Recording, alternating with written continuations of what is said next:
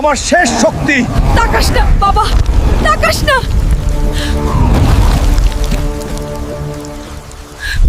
এটা ভালো চোখ না,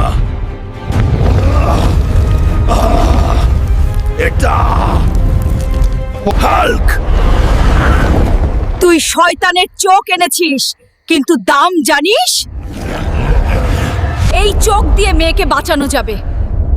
কিন্তু একজনকে তার জায়গা নিতে হবে। কার জায়গা? তোর। বাবা, আমি এমন কেন? কারণ তুই আমার মেয়ে, আর বাবারা সব কষ্ট নিজেরা নেয়।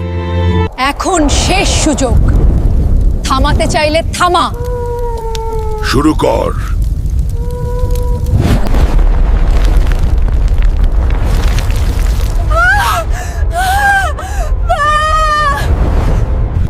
কাঁদিস না মা, বাবা তোকে জিততে দেখেই গেল।